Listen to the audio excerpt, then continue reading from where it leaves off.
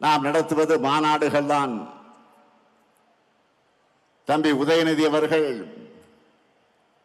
மண்டல வாரியாக நடத்தின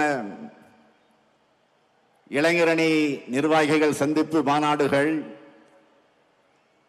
என்னுடைய அன்பு தங்கை கனிமொழி அவர்கள் நடத்தின மகளிர் அணியின் வெல்லும் தமிழ் பெண்கள் மாநாடுகள், சென்னை, மதுரை, கோவை, திருப்பத்தூர் என மண்டல அளவிலே நடத்தப்பட்ட பூத் நிர்வாகிகளுடைய பயிற்சி மாநாடுகள்னு லட்சக்கணக்கான நிர்வாகிகள் அழைத்து மாநாடுகள் நடத்தி தேர்தலுக்கான பணிகளை தொடங்கினோம். அதற்கெல்லாம் உச்சமாக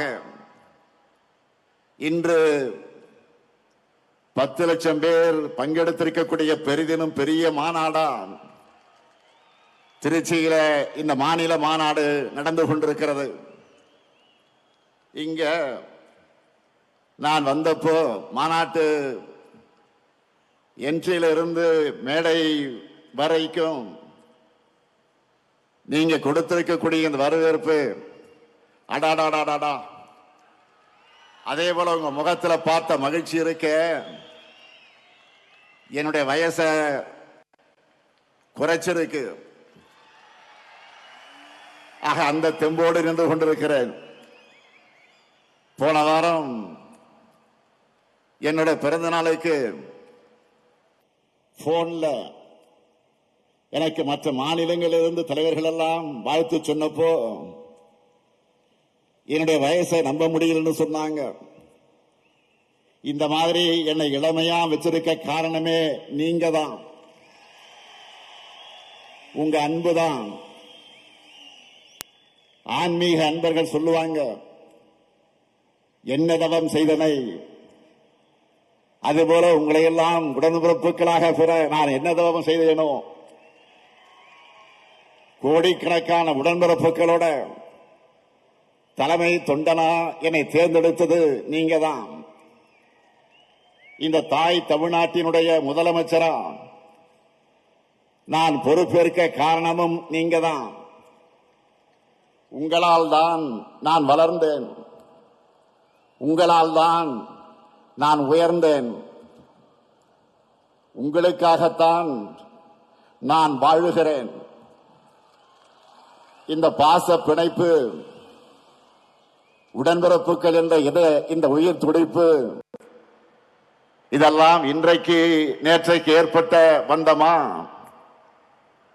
திராவிட முன்னேற்ற கழகம் உருவான காலம் தொட்டு 75 ஆண்டுகளாக தொடர்கிற அன்பு இது.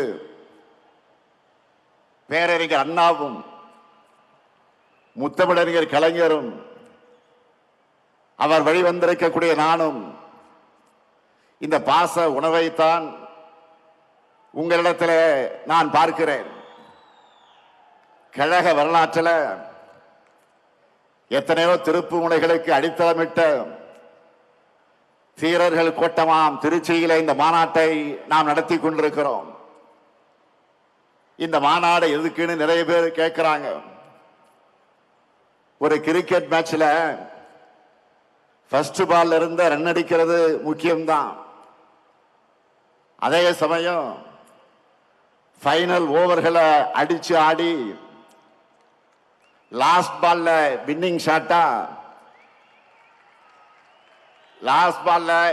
ஷாட்டா சிக்ஸர் அடிச்சு ஜெயிக்கிறது என்பது கிராண்ட் பினிஷிங்காக இருக்கும்.